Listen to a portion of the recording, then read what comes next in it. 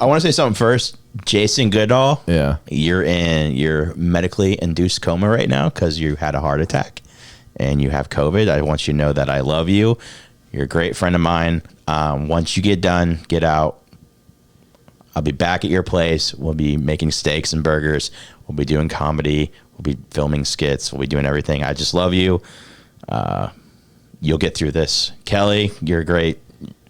You're great too. You'll get through this. So Jason will get through this. I love you guys both. Welcome to the Basement Lounge Podcast with your hosts Mike Shea and Mike Wells. Sit back, grab a drink, relax. Let's see where the time takes us. Enjoy. Fucking Scarlett Johansson suing the shit out of Disney. And I don't blame her. It wasn't part of her contract, the movie sales. So a lot of actors get this, is that they get paid bonuses off the back end of the box office. Yeah. So in the contract, it states that it's based off an exclusive opening day, opening theatrical release before it goes to, because they sometimes if an actor has enough clout, they can get back end off of home release as well. Most of them don't. Depends on how invested in the project they were. I think she was an executive producer of the film, so she might have as well, but I honestly don't know. With Disney, probably not. But anyway, so her salary for the film was based on the box office release. Well, because of COVID and everything, Disney released it on Disney Plus as well as in theaters on the same day. So that cut into the profits of the movie that she would have gotten paid off of. And now her team is claiming that when they heard Disney's plan to release it on Disney Plus as well as in the theater, they reached out for a contract renegotiation. And from some emails and stuff that were released, like Disney said, like, oh yeah, don't worry, we'll make sure that like you guys are taken care of. And it never happened. So they're taking them to court saying, you guys owe us a lot of money. Oh, and she has every right. Yeah. Well, then Disney wants to clap back and say that Scarlett Johansson's she's being ignorant of people's losses and suffering from COVID-19, and she's just being greedy. And her legal team is like, go fuck yourselves. And apparently Kevin Feige is saying, fuck Disney, pay her what she's owed. Yeah. You know how much she's given you guys? Holy shit. The amount of money she's made you compared to what you've given her. Don't get me wrong, she's made a ton of money. Yeah. But this isn't about the money. No, this is a principle thing. Yeah. It's fucking Disney. You guys can afford it. Yeah, you own everything. Oh my God. When I heard that, because in my head I never thought about it, because I was one of her, like, oh yeah, that's right. She probably gets some of the box office ticket revenue. And I was like, I didn't think about it. And I was like, yeah, she has she's gonna win. There's no way you would not win this.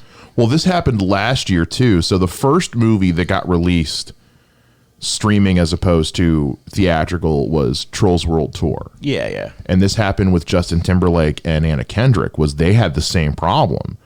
Because they're like, okay, well, you told us this movie was going to get released in theaters, and our contract was that for us to get paid off of that. Well, that didn't hit theaters at all. It only went to streaming. And so they were like, okay, well, and they were able to renegotiate with Universal to get paid off of however they made money on, because Universal, I think, was just like streaming on the website or some shit like that. Yeah. Emma Stone is now joining because of Cruella. Same thing. They dropped that on Disney Plus and in theaters same day. And like I've been telling people for a long time, is when they start doing this straight to streaming shit, that's going to hurt the income of the movie. You're not going to bring in as much to begin with. Yeah, well, yeah. Not only that, because it's $30 a pop, I think, wasn't it? Well, it's on the Disney Plus, it's $30 and you have it. Yeah, it's the thing is what percentage of that would you give the actor then? Well, not only that, but you also got to figure if it's released in theaters, you're talking $10 to $15 per person. Yep. Per viewing. This is $30 per account. Yeah. So one person pays it, and now 20, 30 6, 7 people, 20, 30 people, however many people have to log into the Disney Plus can watch it, and they can watch it on repeat. Yeah. So if somebody wants to go back and watch it again, you'd almost have to Well, track it by how much it's been viewed by household? And I'm sure you can, and I think Netflix has a way, but I don't know how you convert that to income. You're Disney, figure it out. You own everything. It creates a lot of gray area, but and it also like you also look at the movie itself. Like this is the Black Widow movie that's coming out a year after it was already supposed to come out, a year after you just killed her character off in Endgame. And the movie takes place after Captain America Civil War. Like this movie should have come out 3-4 years ago. Yeah. So it's already hurting at the box office because a lot of people didn't see it because they were like, who cares? It means nothing.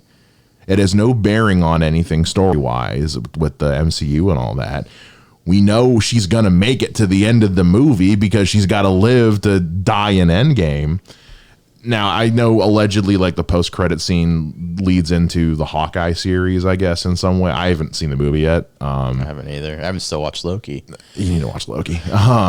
But it's just it's a lot of they mishandled the fuck out of her contract and this character in this movie. And now they're going to get taken to court and it's going to set a fucking precedent. Mm-hmm. And I think they're going to learn before not. Because you got to think about how big the budget was on this movie. They're not going to see a return on investment. How big was the budget on it, do you know? I would say probably at least 100 mil. I would be shocked if it was anything less than that. Because Deadpool... How much did it make in theater? Like 70 million, didn't it? It didn't make its budget back. Because like Deadpool, the first one was like 70 million. And so the budget... And bear in mind, the budget doesn't include... like advertising and all that. This is just the production, but the production budget is supposed to be around 200 million. Oh my God. It's a lot of fucking money. Right now its box office globally is 344 million, but again, that doesn't include advertising. That 200 million does not take into account advertising. Typically for a movie to break even, it has to make back like 1.5 its budget, which I think it's just now at. But I don't know. In terms of the legalese of this thing, like this is Disney's gonna have to eat some crow for this. They should. There's no fucking way they win this lawsuit. No. And it's gonna open up the floodgates for a lot of people.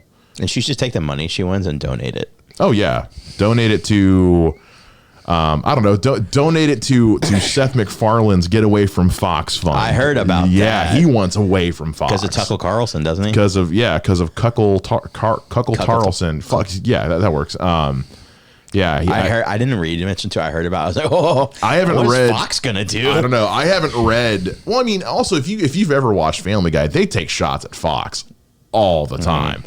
I don't know what particularly Tucker Carlson said this week to piss him off. I'm sure it was something shitty. I mean, yeah, it doesn't really. I don't think any. I'm sure it was something awful and horrible. But yeah, he's like, I want to get away from Fox so bad. And if Fox loses Family Guy from their Sunday lineup, that will hurt them because that show is so much money in advertising. I wonder how much money they would. That puts a gun to their head. Like, get rid of him or get rid of me. Well, because you've already got American Dad over at TBS. Yeah, they've already the Orville already got moved over to Hulu. Okay, it's like. So all he has to do is get this away from them and he is clear of Fox. And you got to imagine he's already probably had to change the way some stuff's written for Fox to be happy. Like imagine Family Guy no longer beholden to Fox. Oh my God. And how much they could just cut loose. Yeah. So I don't know. But yeah, he wants gone from Fox. Although I think it'd be hilarious if they get rid of that would be the ultimate. Like, thank you, Seth MacFarlane, for your comedy, but you also got rid of Tucker Carlson. That would be fantastic. Yeah. Well, I hate that man so much. He is one of my most hated people just in the world. He's up there with Lindsey Graham, who has COVID and he can go fuck himself. And Lindsey Graham has COVID. Interesting. Anyway, I did a tweet I thought I was going to do well, and it never did well. It was like, between Lindsey Graham getting COVID, the baby making anti-LBGTQ remarks, and Carson Wentz breaking his foot, the person with the worst. The person having the worst week is definitely COVID stuck with Lindsey Graham. That's fucking funny. And never got any really traction on Twitter. I was like, God damn, that's a fucking good tweet. That's fucking funny. That's great. Yeah, the DaBaby shit. I didn't even read into it. I was like, yeah, the guy's name's DaBaby. Like, yeah, I read like the transcript of what he said, and I was like, yeah, no, there's no mistaking this shit. I don't know. Basically, he was some comment about how like all gay guys have AIDS, that kind of thing. Or he's like, if you're here tonight and you're gay and you don't have AIDS, are you really gay? And I'm like, are you fucking kidding me, dude? You're probably talking to Matt Damon. I don't. We'll get into Matt Damon in a little bit. Yeah. But like DaBaby got dropped from, was it Bonnaroo or Lollapalooza? Lollapalooza. He got dropped from Lollapalooza. He's losing. He got dropped from a lot of shit. I think he's in trouble with the label too. Why would you say that? I don't fucking know, man. Did anyone? I know he went after Quest. He didn't know who Questlove was or something. Yeah, he doubled down, went in on Questlove. It's like, you don't know who the fuck Questlove is, you motherfucker. Stupid. DaBaby's the idiot. He is. I'd never fucking heard of him before that shit. I was like, they were like, DaBaby is. I was like, who the fuck is? Which is a sign that I'm getting. Who names their child DaBaby? I don't know, man. These fucking a lot of these contemporary pop artists have some of the dumbest names and the worst fucking music I've ever heard. But there's Lil Baby. What's it? The Bad Baby, the Cash Me Outside chick from fucking. Oh, I thought it was Da Cunt. I mean, that could too. I thought that's probably your Twitter handle. Da Cunt. Yeah, it is sloppy.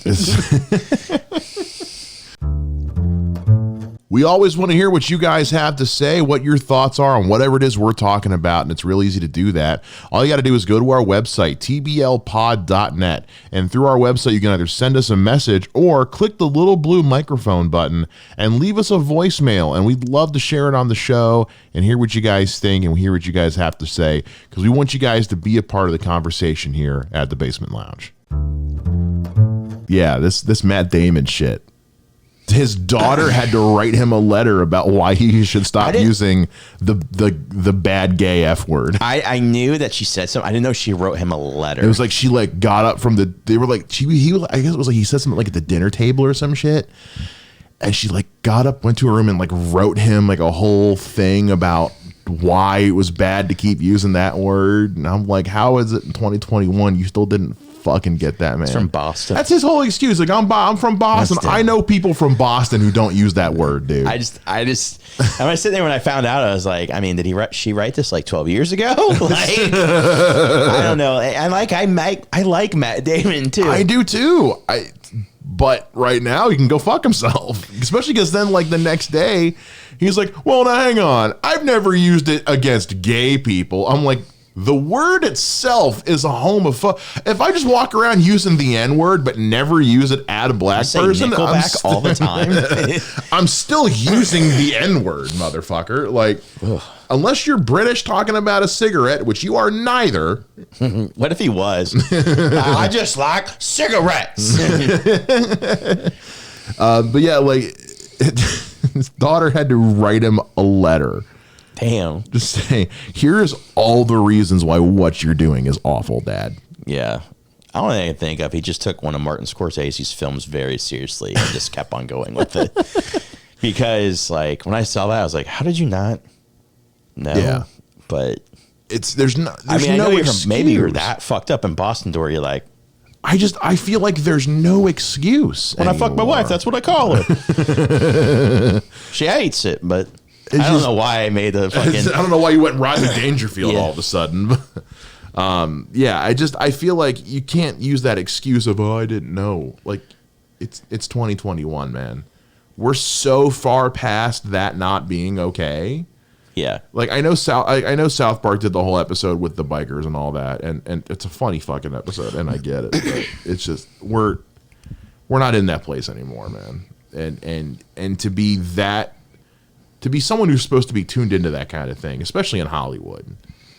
But that shows you how untuned he is. Yeah, again, I know so many Bostonians who don't use that word. He's probably like, wait a second, this is in 1990? Yeah. 1990 was only the 90s was only 10 years ago. No, man, sorry. Oh, guy, I saw that and I was like, what the hell? Yeah.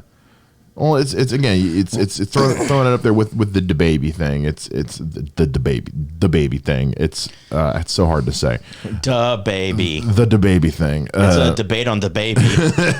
it's again, how fucked up and ignorant do you have to just be to think that's fine?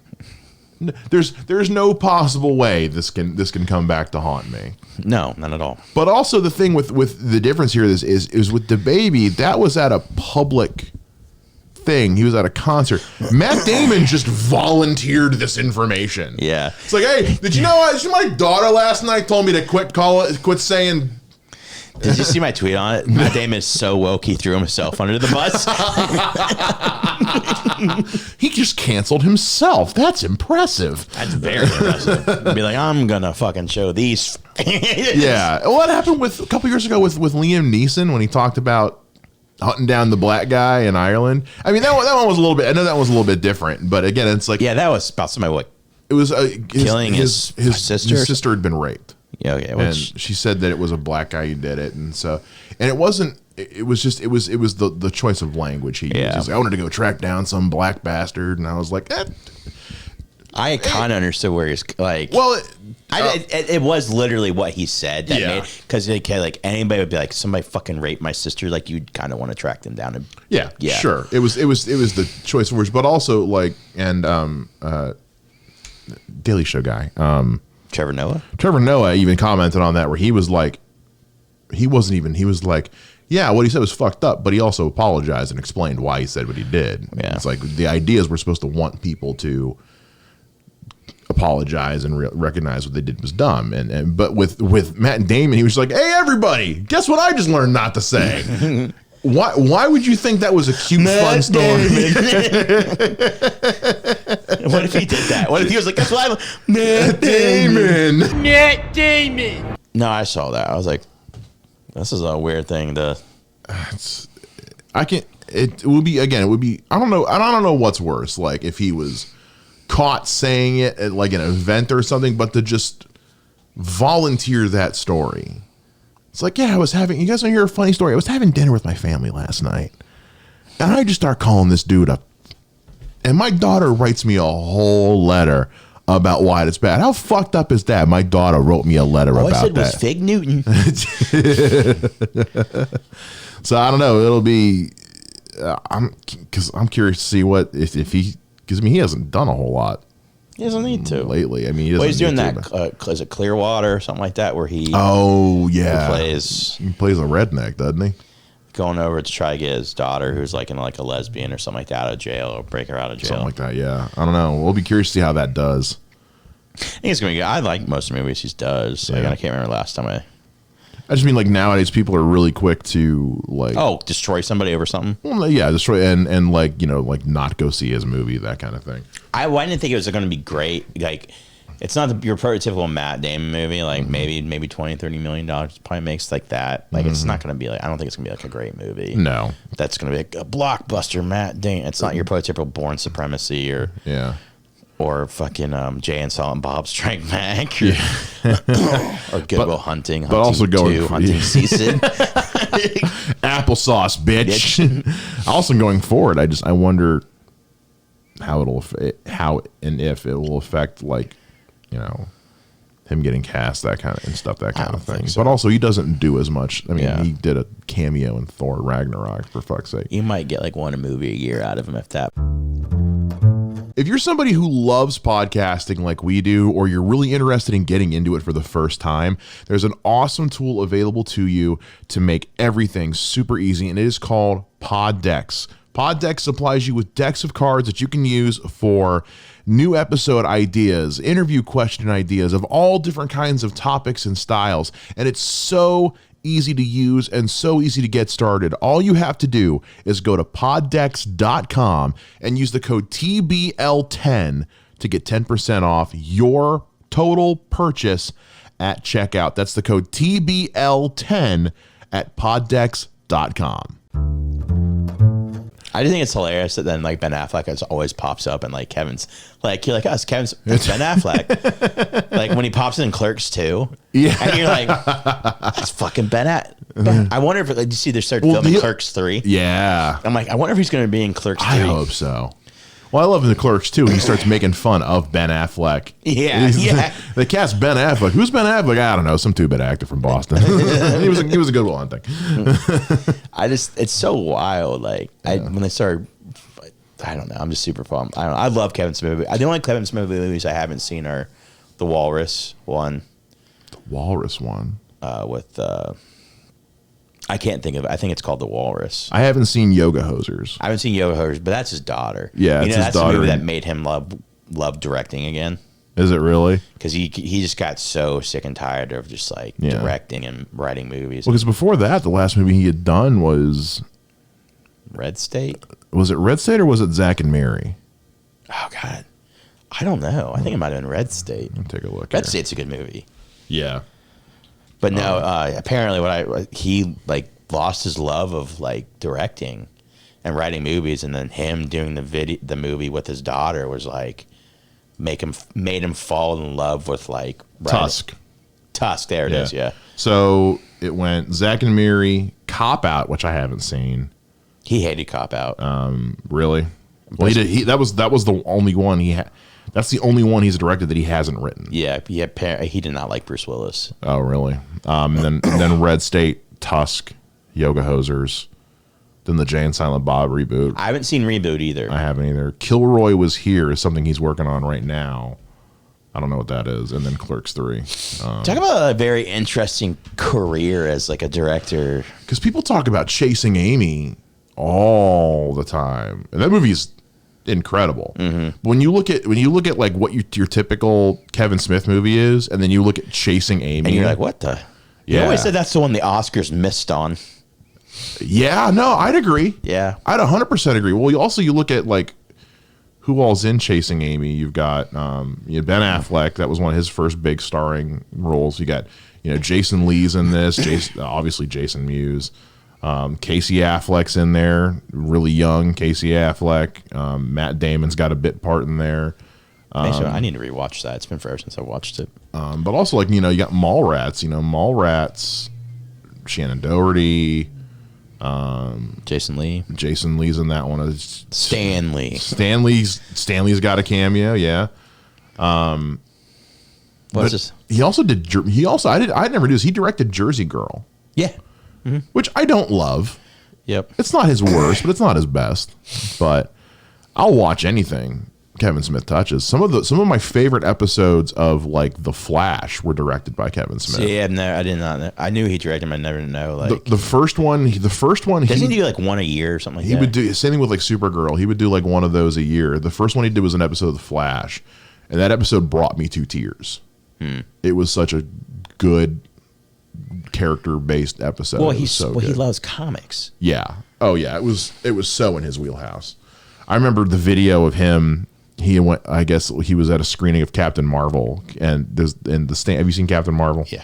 The cameo for Stan Lee is him reading the Mallrats script, and I guess Kevin Lee, like, somebody was at the screening and said like they heard him like shout in the movie theater like, "Oh my god!" Well, apparently it made him cry because now he's like, "I'm in the Marvel universe." Yeah. I still think he needs to be like the new cameo guy. He does. He doesn't do anything for comic books per se. Never. No.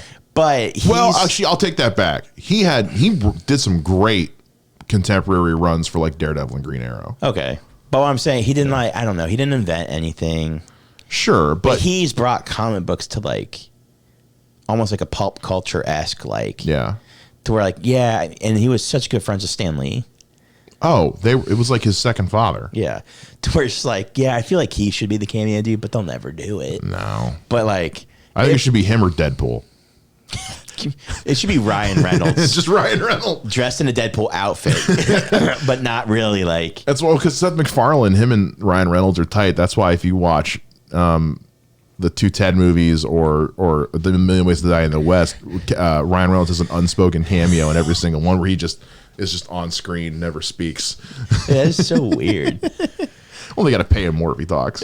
No, but it's just so weird that like you're such good friends and you love this person so much as friend. You're like, yeah, I'll just do nothing on scene for like 30 seconds. Patrick Stewart was the narrator for Ted. Yeah. Ewan McGregor's got 5 seconds on screen in A Million Ways to Die in the West. Jamie Foxx shows up as Django in the post-credit scene of that movie. It's true. You know, you look at some of the, like, you know, McFarlane's got the respect of people like Liam Neeson, Charlize Theron, you know, both of whom not only have shown up in his movies, but were in episodes of The Orville, for fuck's sake. Liam Neeson was in an episode of The Orville? Mm-hmm. In the first season, it was a kind of a cameo, kind of not. They were watching the video logs of a captain of an abandoned spaceship, and it was Liam Neeson. That's so wild, Yeah. dude. I think it's really weird when you have like movie stars do cameos on shows. Oh, yeah. It's so like, what the fuck are you doing here? Oh, yeah. But no, I didn't know Charlize Theron was on one too. She was in season, I want to say season 2. She was like the main character in an episode. She was like the big villain or whatever. That's so weird. Because she had done A Million Ways, because they had both, her and Liam Neeson had done A Million Ways to Die in the West. And what I love is Liam Neeson only did that because there was an episode of Family Guy where he makes fun of the idea of Liam Neeson being a cowboy. And I guess Liam Neeson's sons thought it was the funniest shit ever. So Seth MacFarlane reached out to him as a joke, and Liam was like, "Yeah, I'll do it." That's how we got to be the villain in A Million Ways to Die in the West. That's so fucking crazy. Yeah, I mean, Seth MacFarlane has a lot of pull for like. well, he's a massive Star Trek fan, which is why he made The Orville. He actually has a couple of cameos in seasons because it was Star Trek Enterprise. He's like an engineer or something like that. Has like one line or whatever. Really? Yeah, but he also, if you watch The Orville, he's got cast members of Next Generation, Voyager, Deep Space Nine, Enterprise who show up as other characters in The Orville because it's just a love letter to Star Trek. But Seth MacFarlane's got the respect of like real talent out there. People just write him off because he's, you know, the Family Guy dude. Yeah. One of the things is Family Guys. Honestly, why would you write? That's so well written of a show for like so long. I know, but it's like It's like Adam Sandler and Uncut Gems. Exactly. Yeah. They write it off because a lot of people just see it as lowbrow humor. It's like, yeah, but it's so fucking clever. Yeah, and that okay, for people who get pissed off at people doing lowbrow humor, Yeah. I'm like, to disguise a joke, but end up being like a lowbrow humor joke, but you disguise it as something else. Like, you know how hard that is to like, because most lowbrow humor, you can see that from a mile away. Yeah.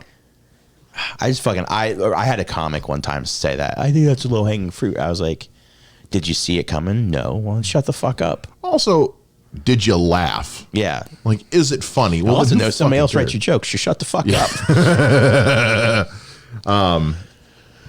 Yeah, no, I love people who can do like the lowbrow or the dumb humor, but in a creative way. It's why I love Kevin Smith. Yeah. Zach and Miri Make a Porno, a movie about people making amateur porn, should be dumb and unwatchable. That movie is so good. And there's a love story. There's a great love story in there. It's a relatable love story.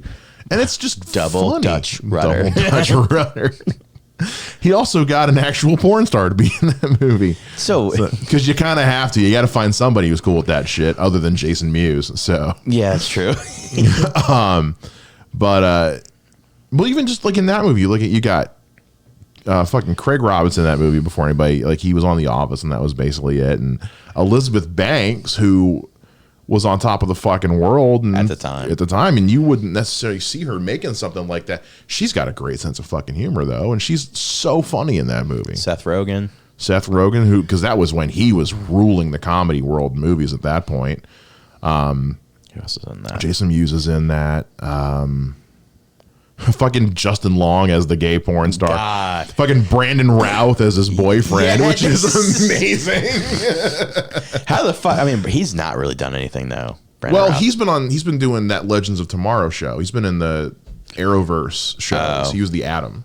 Okay, gotcha. So he's been doing that because after Superman tanked, that Superman Returns movie he made, after that movie hit fucking rock bottom, because he was kind of counting on that to be his big jumping off point. He didn't do much That was for a a while. bad movie. It was a terrible movie. And that wasn't even his fault. No, he got cast because he looked like Christopher Reeve. Yeah. That was basically it. I'm looking at who all's in this movie. We said kind of the big ones. Tisha Campbell Martin, who she's funny as fuck, is in Zack and Miri Make a Porno. Fucking Katie Morgan is the porn star that plays Stacy, the one who frosts what's his name? The guy who's filming shit. The guy from Clerks. Dante? Not Dante. The fucking Jesus Christ! I'm drawing a blank here. not Dante. Jeff Anderson. Yeah. Jeff Anderson. We said Justin Long, Tracy Lords is in there as Bubbles. She's the Asian. She's the older woman who. Yeah. What's this? Dante'd follow me on fucking Instagram for a little bit. Did he really? Yeah. Wow. Yeah, because I'm pretty much a badass like that. Well, there's a guy who hasn't. But like, has he ever really tried to like, you know what I mean? No, I don't think he has. Brian O'Halloran. I'm trying to think. He's done. Like I'm looking at his filmography right here. Like, you know, he did Dogma and Clerks and Mallrats, Chasing Amy and all that. Jay and Silent Bob Strike Back. But other than that, like it's a lot of small parts and a lot of indie stuff. Brian O'Halloran. Halloran. Brian O'Halloran. A lot of small stuff, and then pretty much anything Kevin Smith wants him to do, because his first acting role was Clerks, and if Kevin Smith gives you that big of a jumping off point, you do whatever he wants for the rest of his life. Yeah. So, yeah, Clerks just. I feel like Clerks. Okay, so the things that have defined my life as a comedian are probably Clerks. Yeah. And maybe Monty Python when it comes just random, like my Holy Grail, specifically Holy Grail. Yeah. I don't because I love that type of like weird like dialogue. I love the dialogue in Clerks. Oh yeah, but I love the craziness and the random like a bunny eating like attacking people is the greatest. Like just I love the dialogue and I just love the whole like just the knights holy hand grenade. The Knights Who Say Knee is Yeah. one of the dumbest sequences. I laugh my ass off every time. Black Knight. Black Knight. It's just a flesh wound. I'll bite you to death. Like, it's just the dumbest shit that you're like, God damn, this is comedy. But then some people don't find it funny. Those people are fucking stupid. That's, I don't know. I feel like those have like, just what I love. And that's why I think I like South Park so much too. South Park is very British. Oh, there's a very, very British comedy influence on South Park. 100%. Yeah. Because British humor... People like to make the joke that like British stuff is boring and blah blah blah. British humor is fucking clever as fuck. Absolutely. It's very dry. Everybody has always said comics have always said I should go over there and do comedy because my God, you'll kill. Yeah, and I'm like I don't know. Well, the British love comedy. Yeah, British comedy rules the world. Rules England. They love comedy over there. France, not so much. But in England, they love comedy. That's why so many hit American comedy shows are based off of British ones, because the British ones are huge. I've always been told I need to go there. I need to do somewhere. I need to do Canada. And then I need to go like LA, because they'll appreciate me a lot more in all those places. I'm like, oh, I appreciate that. Yeah. But they're like, I love places that just get, like they get it. Like they fucking get it. They get it. They get a well-written joke. Canada is a lot like that. Yeah. Some of my favorite, like Letterkenny. Yeah. That is Canadian as fuck.